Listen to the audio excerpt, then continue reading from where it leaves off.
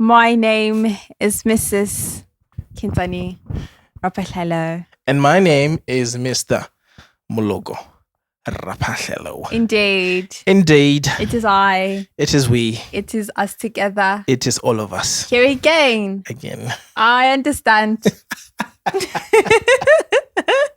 And Yes. I will always love you. Perfect. All right, you ready? I'm ready. All right. Hello, you guys. Hi. What it do? What's up? What's good? What's popping? My name is Kintani. Oh, my name is Mologo. People that are used to me, people that call themselves my friends, call me Locks. And my friends call me Sani. Mm-hmm. Internet Besties. Yes. Just so you know, Sani. Mm. But welcome, you guys. Thank you guys so much for being here. We are so happy and excited that you are here. This is our second video together. We're so thankful. Firstly, let's talk about that. Like, you guys, the love on our video, our love story. Please. You guys showed us so much love. We are so thankful. Like, I never expected that much love. Yeah, I know. I didn't. I thought it was just, another video. And, the people were going to, show the love that they normally show, but not this much. Yeah. So, yeah, my heart was warm by that. Thank you guys so much. It was so sweet.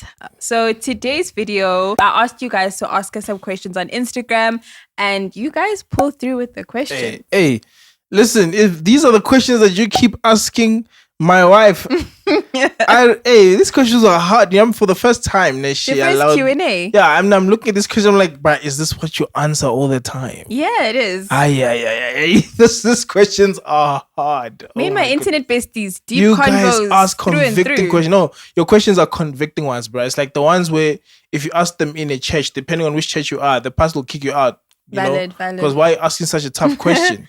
Yeah. You know what I'm saying? Like, no, those questions are real questions. Yeah. Sure. So we wanted to just answer those questions today. So before we get right into this video, please do not forget to give this video a big, massive thumbs up. Comment down below. Subscribe to my channel. If you haven't subscribed, why haven't you subscribed yet? Don't you want to be an internet bestie? It's fun over here. We'd absolutely love to have you. And don't forget to share this video with your real life besties or your friends, your family, whoever. Make sure you share this video. And without further ado, let's get right into the video. We have a few questions. I broke them up into sections because there was a lot of repetition. So let's just get right into this video, you guys. So first we have some easy, quick questions that you guys asked. First question, did you pray for your partner? Yeah, I remember telling you that there was a time I was just thinking to myself, Lord, wherever my wife may be, I hope that the people in the household are not bothering her. I hope she has peace. I hope her mind is sane. It's fine. It's level, because I don't want my wife to be stressed. You understand? And God did exactly that.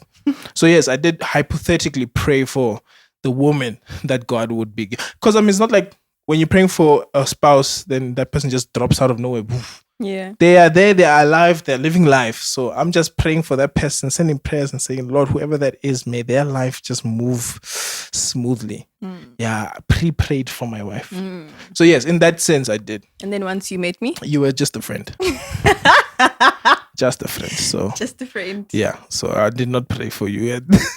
I only started praying about you after the video call. Yeah. So I'm like, God, hey, is this the case? Okay, let me start. Okay, so what about her? Lord, is she the one? I had this whole conversation that I had with God.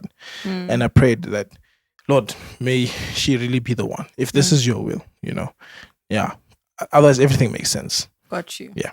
So, for me, I don't think prior I really placed a lot of emphasis on praying for my future spouse. I think for me, it was a matter of God. For me, it was more so, God, I'm surrendering it to you. So for me, it wasn't, God, I'm praying for my future husband. I was never I pray daily for my future husband. I'm like overly obsessed with it, like doing too much. Like if it popped in my brain at a specific moment or time, I would pray for it, right? But I would not do it all the time because I was just like, God, I believe you heard me. So I'm going to surrender it. And I think God knows me very well. I have a tendency to be very controlling and I want to take things into my own hands. So for me, it was very important to be like, you know what, God, I'm gonna let you do what you do. It was never that deep. It was never that serious. So I think then, obviously, once I met you and I got my crush, that was definitely a prayer. Like, God, this guy, I really like him. Is he the one? Is he going to be my husband? Interesting. Yeah. And then there was random prayers. Like I said, I have prayer journals, and those were my prayers. Right? God, does this make sense? Is it your will? Because I didn't want to do too much when God says no. Mm-hmm. Yes. So Yes. True. yeah, I guess I did, but I didn't. Mm-hmm. Next question: what's your favorite Bible verse? The Bible verse that I really love is the one that says, it's two, but I'll mention the one that I think carried me through a lot. It's the Bible verse and in the NLT version. Yeah. See, the NLT version actually made me fall in love with the Bible because it was easy to understand. So the stories were they were making sense, you know? It's the Bible verse that says, do not worry about anything. Instead, pray about everything. Tell God exactly what you need. Thank Him for all He has done for you. And you will experience peace beyond human understanding, or peace that surpasses human understanding. And it continues after that. But it's a beautiful verse. That verse got me through a lot, you know. It was preaching to me in every, I guess you can say, dark season of my life, that God is telling me not to worry, number one. So I need to, whatever it is that is causing me to worry, I need to put that aside. Then it's telling me to pray. Instead of worrying, pray about everything. So like every single thing, just tell God. Tell Him every single thing you need. Then thank Him for everything. And then you'll experience the peace. I thought it was just a Bible. That thing happened fast. I felt peace beyond human understanding. I was shocked with myself. I'm like, I'm supposed to be stressed right now. And I think I carried that with me all the way. And yeah, it's been my life.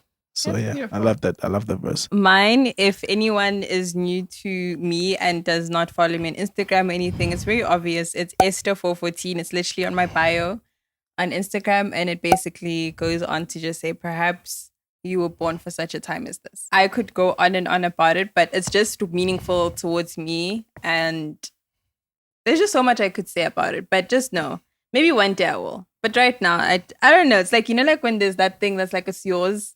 Like, you don't really want to like overly explain because like it's yours. 100%. And you know me. Yeah. But yeah, it's Esther414. Next question is, do you ever pause for a second and be like, wow, I am really married? Like I'm a whole wife or whole husband to someone. I'm gonna be honest, no, not really. Really? Nah. I do. It hasn't hit me yet. It still feels like a dream. Does it? Yeah. I think I agree with that, but it feels like a dream that has not dawned on me that is a dream or is real. I don't know. It just feels like ever since meeting you, I've just been in this state of euphoria, and I haven't hopped out of it, or the real world hasn't hit me like a bus. Then I'm like, okay, I have a wife. I definitely it's still very surreal for me. Like, it's like, whoa. It hits me at random times, you know, like, whoa, I'm actually married. Yeah. And I always have this like, Not me being a wife. Not me being a whole entire wife, child. it hits me at random moments, but I definitely do. It still feels very surreal. And I think by the time this video goes up, we would have been 3 months married. For us now in real time, it's in like 2 days. Yeah, that's crazy. Next question is, was there ever a time in your dating period where you felt like you are not compatible? Absolutely not. You are worthy to be praised. We give you all. God kept confirming our compatibility. We just kept finding more and more things that are so complementary to each other. If I could put it like that, yeah. And not at all. Even till to this day, there's like, we are so compatible. So yeah. Yeah, I agree. I don't think there was anything in particular that was, yo, this is such a jump scare. Like, this is like the most, I don't know. I don't think there really was anything like that. Yeah, no. You know, the one thing I really like that I found out we share similarities in is your sense of humor. We have the exact same sense of, like, we will laugh hard at the same things. As dumb as they may be, we will find it hilarious together. So we have a lot of jokes Yeah. about a lot of things. The inside jokes, The inside jokes are heavy. Yeah. So yeah, I love that. So those are one of my favorite compatible things about us, at least. Yeah. That's cute. I love that. Next question we have is, what is your skincare routine? Now, I feel like this is probably for me. I don't really have a skincare routine, if I'm being completely honest, you guys. Maybe at some point I will share like the things. I really don't use anything. Like, I think I use a cleanser and I just moisturize. I have a toner that I use sometimes. I should probably use all the time, but I don't. Yeah, I have like a general skincare routine I have on my channel that I did like a couple of years ago. Basically, that's my skincare routine because I haven't really changed it as much. Mine is whatever I find in the bathroom at that time and some very loving, tender care from my wife. That's palm skincare, actually. That's You're right. balm You're right. skincare. You're right. Yeah. Yeah. Next question we have is, do you have a vision for your year or for your marriage overall? I don't have like specific objectives or goals that I want us to achieve by 2025. I think I learned a very nice lesson. I want to say tough lesson, but it was a lesson nonetheless from God, where I felt like me setting goals for myself or for my life sometimes were not necessarily in line with what God had prepared for me. And it's not because my goals were bad or my goals were not, righteous.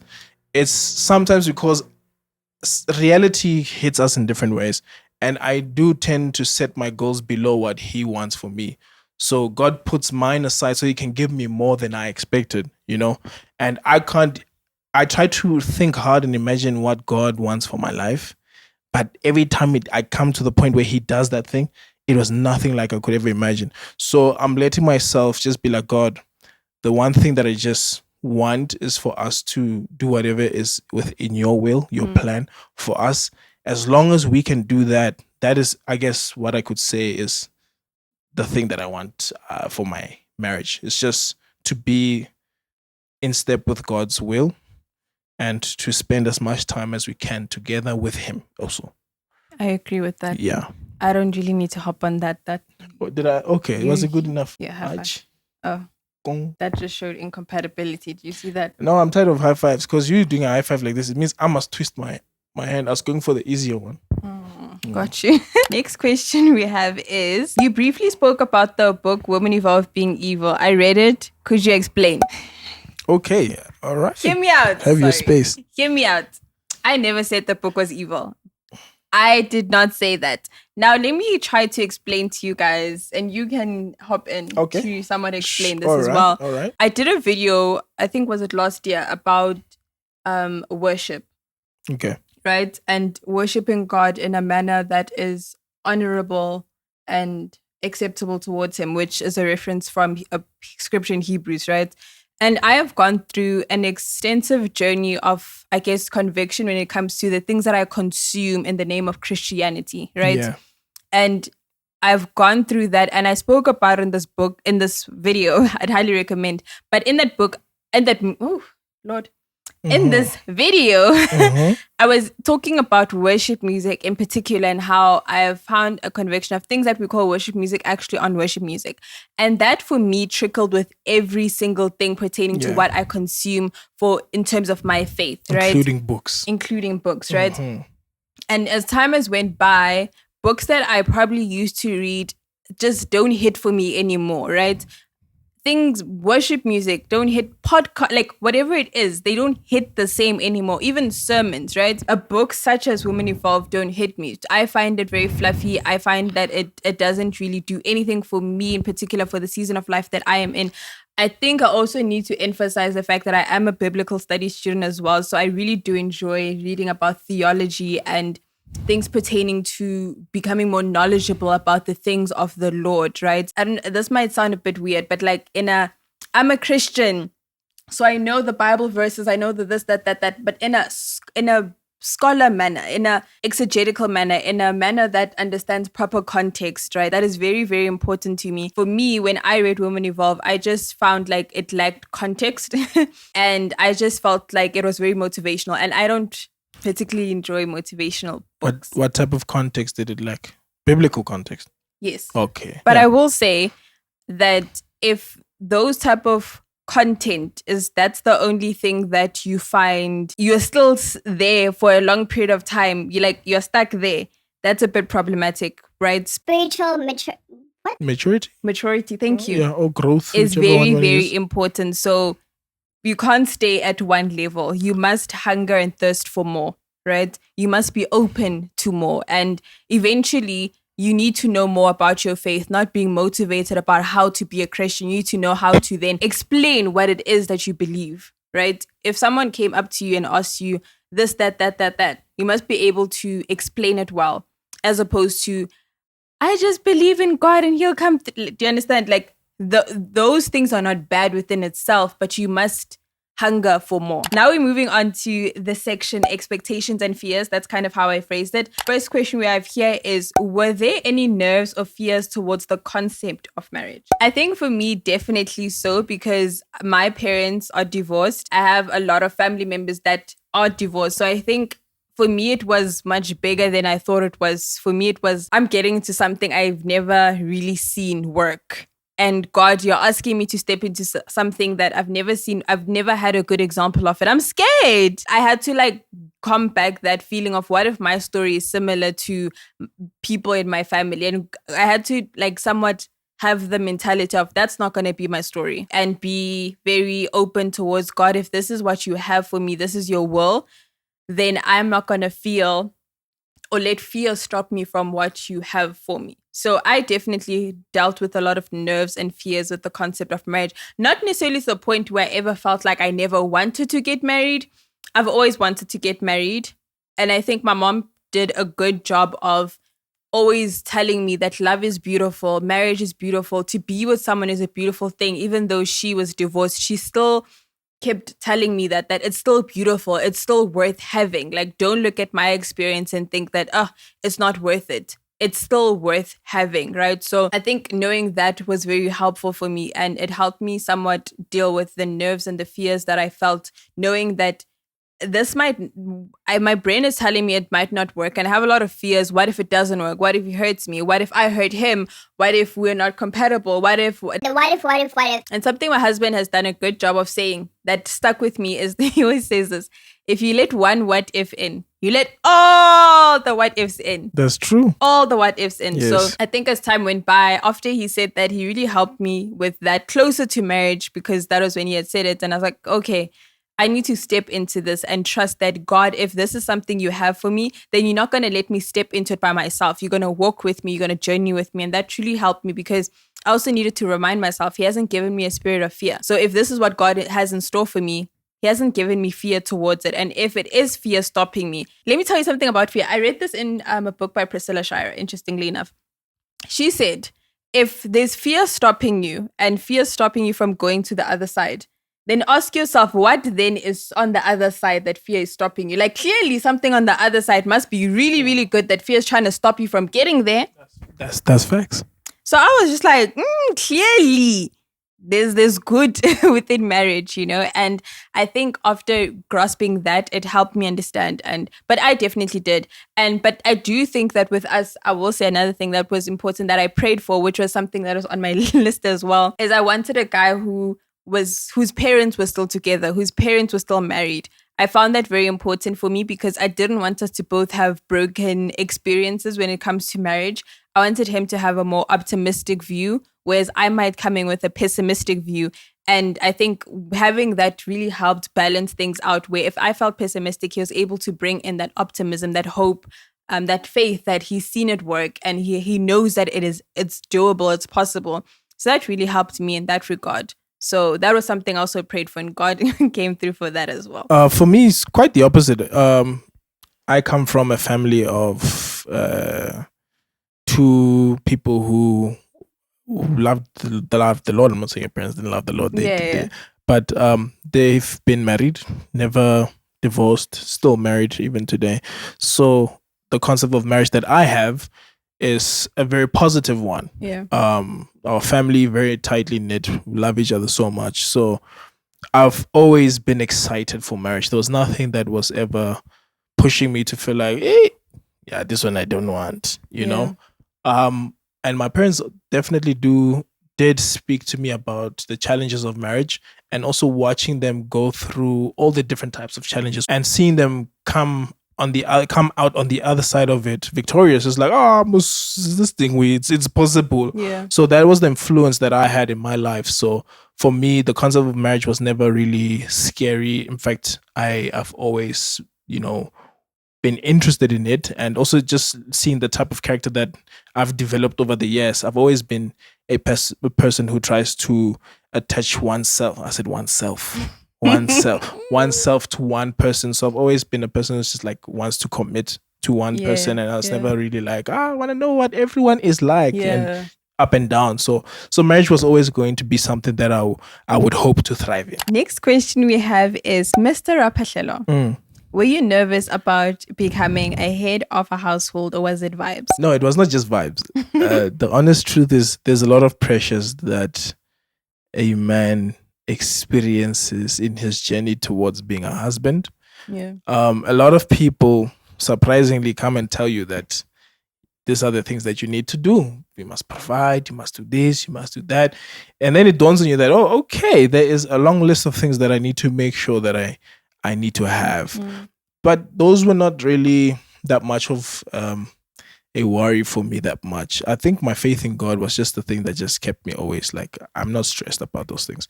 The thing that I was really worried about was maintaining a very strong spiritual life, because as a man, you are called to be the spiritual pillar of the whole family. That is scary, guys. That would lie.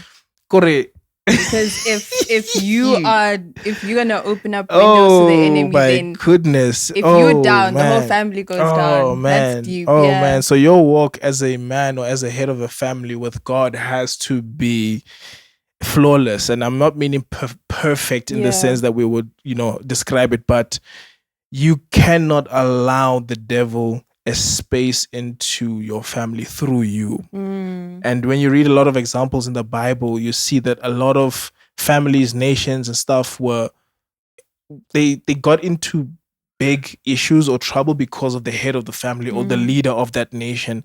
So us as husbands, we really need to understand the amount of accountability God is expecting from us, and being a spiritual pillar of a family is not a joke. Yeah. So you need to maintain a very close relationship with God as a husband and as a father and whatnot. So that was the one I'm just like, yo, God, I need grace. We tend to think that women, we always, to be a woman is so hard. What do men have to go through? And I think experiencing and like seeing those pressures, it just gave me such empathy for men and the things that men go through. And because also on top of that, I feel like men don't have that outlet that women do in terms of how to deal with their emotions or things like that. They're taught that don't do this, don't do that, behave like this. So I think it showed me that these pressures are intense. Yes, it's intense. There are a lot. It's a lot of pressure. Yeah. But no, God is good. But God is good. And I think it's like, as long as you follow God, then that's the main thing. But that's the one that the devil is attacking the most. Yeah. You see? Because he's always after your faith. Yeah, I hear him with finances, attacking always after your faith. Your faith. And I always say that. It's after your faith, through and through. And that's why you need to protect it, fortify it, by all means. Next question we have is, did you have marriage anxiety? Marriage gives me anxiety. This kind of goes with the other one. But I wanted to include this one because I don't think I necessarily had marriage anxiety. I had relationship anxiety. Yes. And I also wanted to include that for anyone that might struggle with that as well. Like, I think for me, from the beginning of the relationship, I always had this struggle of anxiety of, what if this doesn't work? What if I'm not good enough? What if I always struggled with so many what ifs throughout. And it was a very crippling feeling of, what if this doesn't work out? It's very crippling. I will say it is very crippling. So I dealt with that quite a bit. But I will say it got better over time. I think there was a security that came with engagement that made me feel more settled, that made the anxieties a bit less. It made me feel like, okay, we got to this point. Surely God's got us. Surely if he's able to get us to this point, he has us. And then getting to marriage as well, then I think it gave me more assurance that, God, you have us. Because I think was it our wedding vlog? I think I included it where in the intro where I said what God begins, God completes, right? And in essence to say that if this is, I don't know if I said this before, but like if this is God's will, He's ordained it. God's not going to just leave you there and be like, okay, you got to this point, okay, bye. No, He journeys with you. He goes with you. He's with you always. He never leaves you. He never forsakes you. And I think even in terms of this relationship, which is the biggest, most important relationship that could do so much good in me / do so much bad in me, right? As two sinful people coming together, trying to navigate a marriage, it's a lot. You die to self daily. You need to put in the work. You need to put in the effort. And it was just a lot for me to navigate. But I surely believe that God, if you got me through the anxieties of dating and you got me to engagement, and from engagement to marriage, now I have the assurance, God, you have me. Yeah. Which is very helpful. So I think with that, always go back to God. I think always having that assurance of when you struggle with thoughts that are very fearful or anxious or doubtful, whatever the case might be, you need to declare that you have a mind of Christ, that you can take your thoughts captive and put them under the obedience of Christ. He's not giving you a spirit of fear. He's giving you a sound mind. Pray for a sound mind.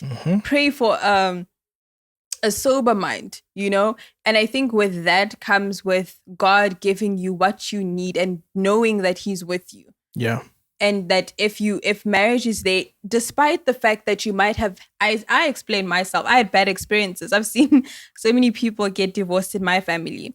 And God asking me to now step into something that was scary. It was very, very scary. But trusting that God, you have me. If this is your will, I know you have me. So knowing God's character for me really helped me when it comes to things that I am scared of, because I remember, what kind of God do I serve again? Hey, listen.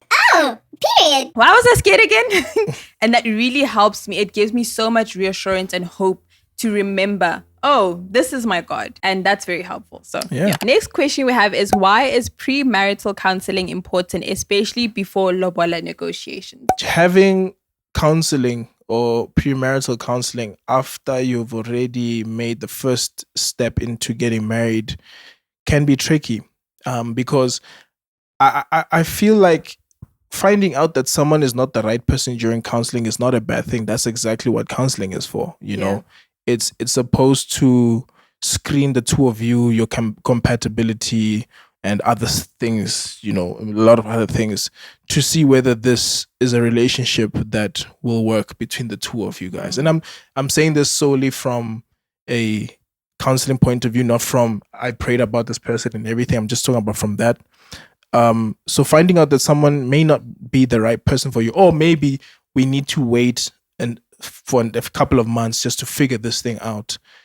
After paying lobola, after making that kind of commitment, after sending out wedding invites, it's hard to then say, let's pull back, let's wait a bit. You already have a wedding date, you've already sent out invitations, and so now money's already spent. So that aspect starts to put pressure on the fact that you can't say no. And you might be getting yourself into a marriage too early or with the wrong person. So doing it before any commitments, you are now free to really be rigorous with the process of finding out whether the two of you guys are compatible, or whatever conflict points you guys find.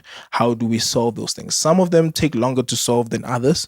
Some of them require you to say, hey, let's extend this process of us being in courtship, and can you really extend when you've spent money? And not really. So I think it's important to really go through that way before you guys make any specific commitments. No, I definitely agree, which is what we did. That was our experience.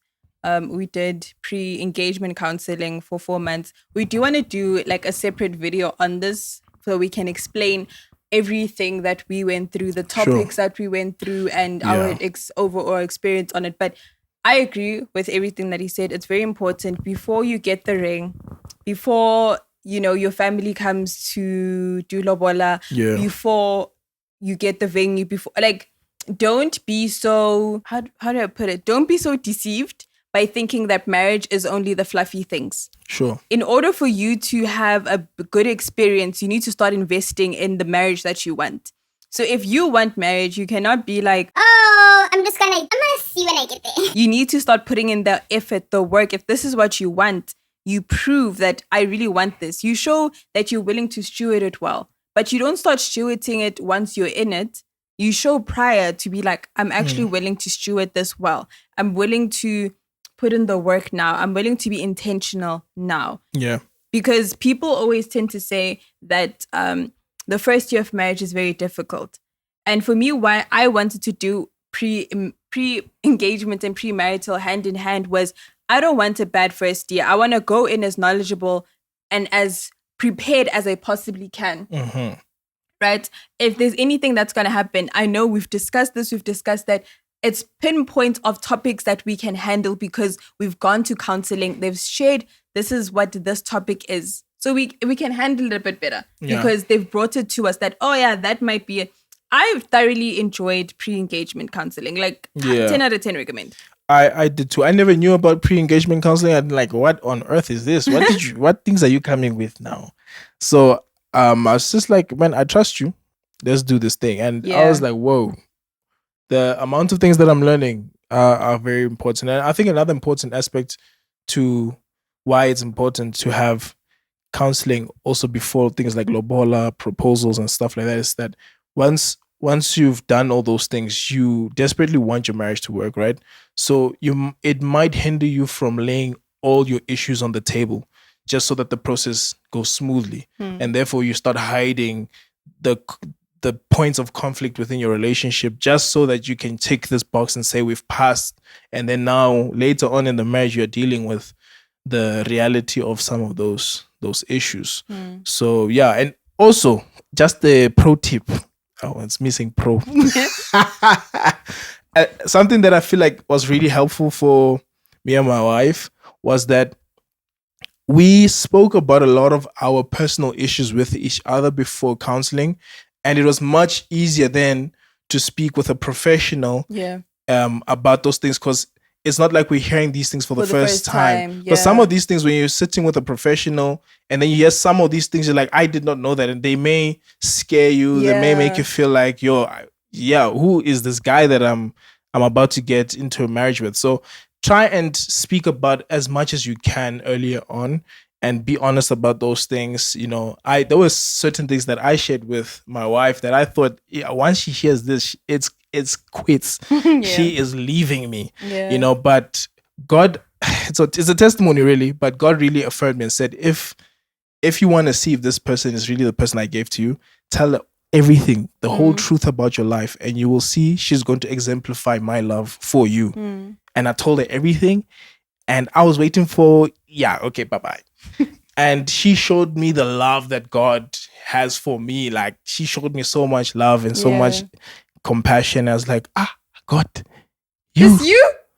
Wow. You know, so so that's the tip for me. Yeah. I also think I will say, even if you struggle with anxieties, that's why I was so adamant about going to counseling, especially with a therapist, a psychologist, because I think I wanted a non-biased view. Like, am I actually ready for this thing? Like, God, I feel like you're telling me, sure, I'm going to get married. This is the person I'm going to marry. But like, I need counsel at this point because I'm struggling. I need a non-biased person who can look into our relationship, see things that I might not see, be observant and be like, are you ready or not? You know, and I think once we got, like, for example, our report back, it was such an affirming that, we do make sense. And like I said, I had so many what ifs that the report really gave me this makes sense. Because just because you get into something godly doesn't mean that the enemy's not going to try to tell you lies.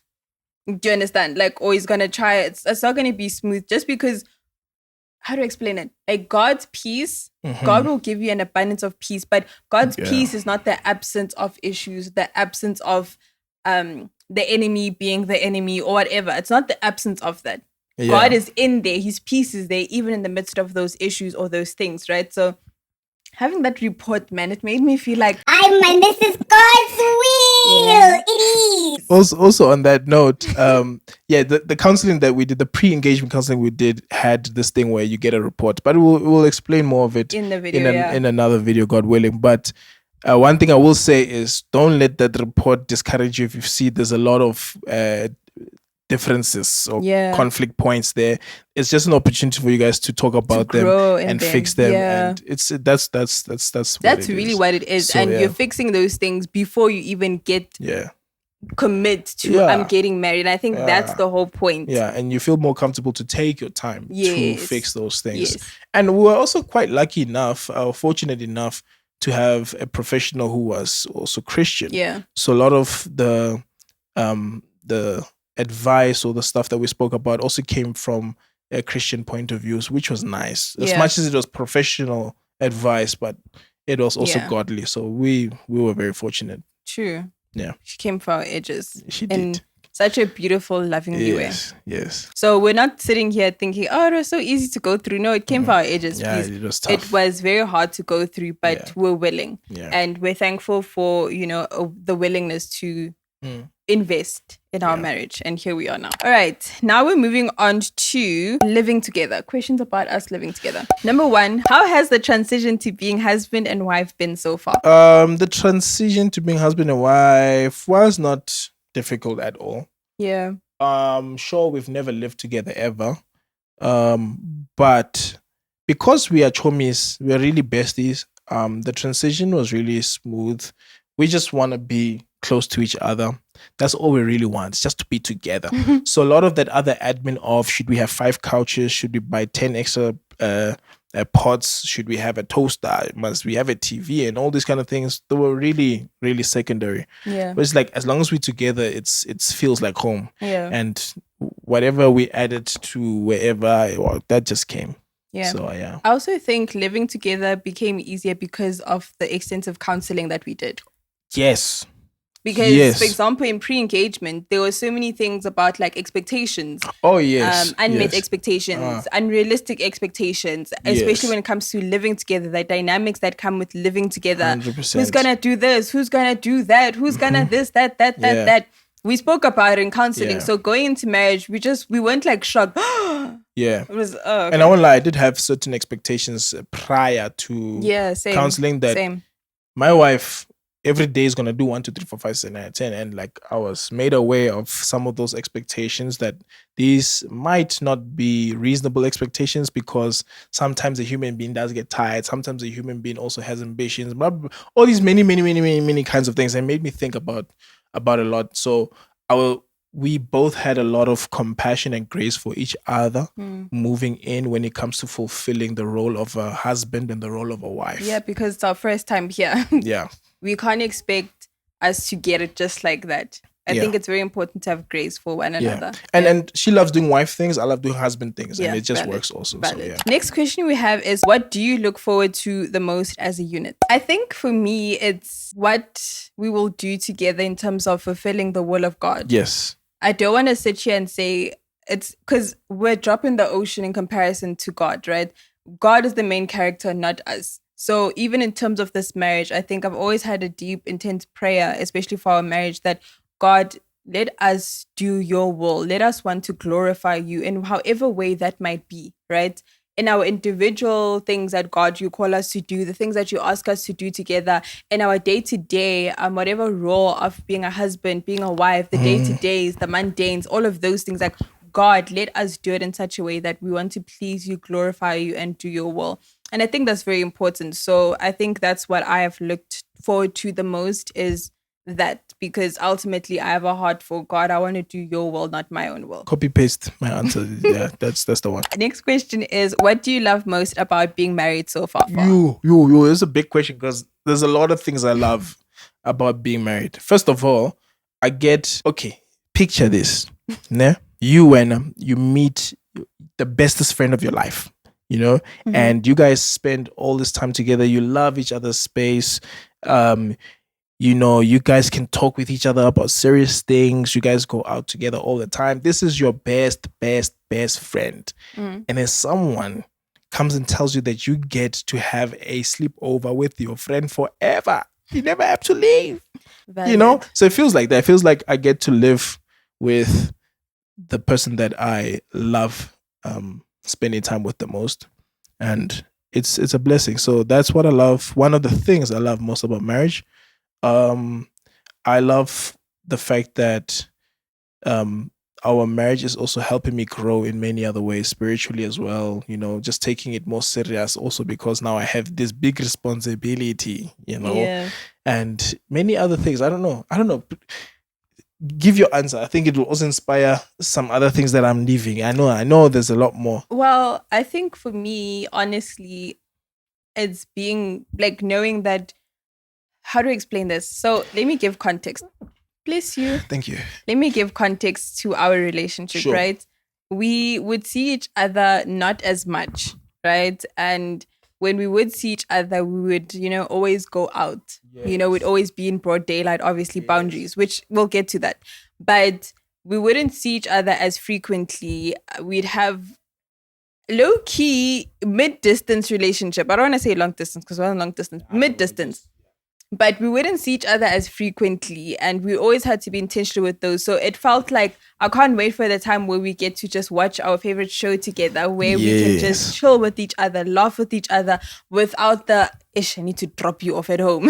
For example, we used to do this thing closer engagement where like we'd fall asleep on the phone together. Like we just hear each other, just breathing. And like we just do that because we just wanted to be near and close with each other. And now it's like such a cool thing that like it's not a phone. Like you're right next to me. I think those are beautiful aspects of you're right next to me. Like we get to do life together, the mundane, the day to day. And I remember like when we talk about it during dating, we'd always say that's the thing we look forward to the most about getting married is just living life, doing the mundane, the day to day, like these things that you could take for granted, right? Those things are fun. Yeah. And I thoroughly enjoy those things as well. So just being best friends, literally just doing life. Next question we have is, what has been the hardest thing or the most shocking thing about living with each other? They're not really shocking because I knew these things before. But I think the most shocking thing is your diet. It's very different, So, for example, when we buy milk, we must add lactose free or now oat milk. Yeah. And oat milk is like twice the price of normal milk. So it's things like that. Just like there's certain things that she just does not eat, or certain things that, like for example, she only does Oasis water. So if you come with any other water, I mean, that's just not gonna work, Yeah. But those are interesting things. But yes, literally your diet. I think that I would say that as well. I think because you are more, I don't want to say nonchalant, right? In the best possible way. Yeah. And I'm very picky. I'm a very picky person overall in general. Like this is one time he came back with a toothpaste I don't like. It was it is a shock of my life. Let me tell you that. She almost fought me on this one. Nah, this one real. was potentially going to be an argument, but luckily we don't argue. And I think this also, we'll talk about that. Yeah. It's coming. My wife here, she's so picky that there's only one toothpaste in the whole wide world that she uses. One right? type of ice cream I'll eat, one type of yogurt, one type of lotion, literally one type of everything. I think for me, the hardest, first shocking thing is I'm such a picky person. I'm a very particular person. I like what I like. I dislike what I dislike. Yeah. Also, I think another thing that's on top of that I don't like to share. I'm very full in my last born girl. Yeah. Only girl, last born. I don't like to share. I really don't like to share. And learning to share is just. Can I ask you a question? Yes. Do they know about your biscuit preferences, or is that something that you don't? I feel like I have spoken about it. I like burnt biscuits. I feel like I have. I'm a burnt biscuit girlie. Let me tell you about your girl, dog. Hey, listen. So this is what happened. That her wonderful aunt decided that she's going to send biscuits, right? Mm. So we got the biscuits. I opened the biscuits and I see they're all bent. So I'm like, forgot Sani. So now me and Taylor are trying to hunt for the non-bent ones because luckily our mom decided that put in some normal ones as well, and these things are burnt on purpose, like deliberately. They love her so much that they are burning biscuits on purpose for her, so anyway, long story short, there was like 6 non-burnt ones, and she had a whole tub of biscuits to herself for like 2 weeks.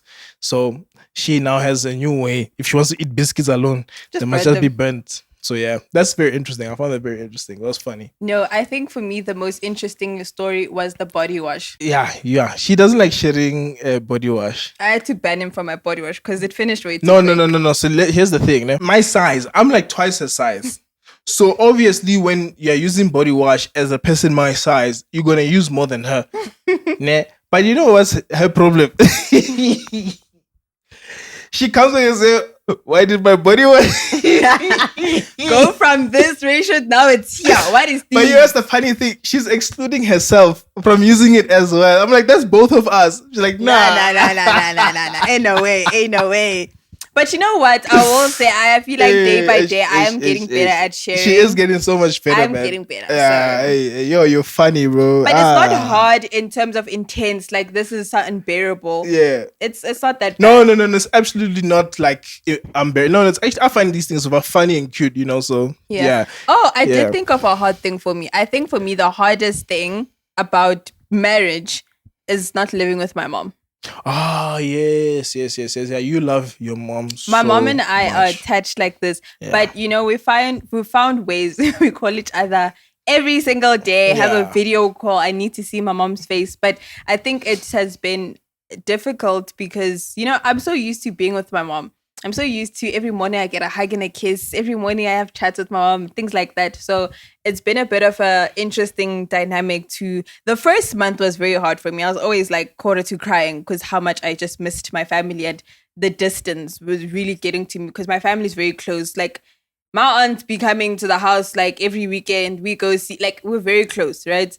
So the fact that like I haven't seen them or I don't see them as often, you know, I don't wake up and I hear my aunts laugh or I don't hear, you know, my mom's sewing machine or things like that, like was such a weird experience for me. It's better now because I think it's a beautiful thing that my family still calls. We still check in with each other. But that was yeah. No, that one, I can attest to that. That must have been tough. That one was tricky. Yeah. Next question we have with regards is what changes took place in your relationship after marriage? Nothing really, if I'm being honest. Yeah. I mean, besides moving in and trying to, figure out this life together, nothing changed. I agree with that. Yeah. It doesn't really feel like anything changed. No. We still feel like each other. Yeah. Together. Nothing has changed. Yeah. Next section we have is our relationship with God. How was your devotional routine when you were single versus now married? It has not changed. It's the same. I still wake up in my early mornings to go pray. I still have my Jesus time. Nothing has changed. Nothing has changed. I think one thing about us, we do prioritize our individual time with the Lord. Like 100%. We don't have a codependency with each other when it comes to our walk with Jesus. Like yes. And also my thing is like, see me and I call Jesus time now. Me when I have Jesus time, like I feel like Jesus is sitting on the couch right here next to me. So she won't allow me to sit where Jesus is sitting. No. It's me having my time with Jesus. Please get out. So I must leave. but this is good, you know. But nothing really has changed. And I love the fact that we prioritize our individual time with Jesus. I think that's very, very important because I cannot, in the weak moments, yes, we can depend on each other. But when we are both strong, I think it's very important to maintain that. Oh, for sure. And I mean, sure, we do have prayer time and Jesus time together as well, which is what we've been doing even before we started. No, we only started doing that in engagement. Yeah, before we got married. Before then, we were reading books during dating together. Okay, yeah. So we're reading like books on marriage and sharing Bible verses and stuff together. But the important one was your individual time with God. Yeah. So we thought, I mean, it doesn't make sense to say let me pray for you, you pray for me when you don't have a good relationship with God. So it's one of those things. Yeah. Yeah. Thank you so much for taking the time to watch this video. Again, it was quite a long one. So if you made it to the end, you're a real one. You're an internet bestie. And thank you so much for watching and listening to us. We pray that you didn't take what we were saying, but you took godly wisdom. The Holy Spirit spoke to you. The Holy Spirit, we hope that this was edifying. It would draw you nearer to the Lord, which is ultimately what is important to us in everything that we say, do, and all of the things, right? Yeah. But overall, thank you guys so much for taking the time to watch our video. We truly appreciate it. And don't forget to comment, like, share, and subscribe. and share with anyone that you know. And we will see you in our next video. Bye, friends.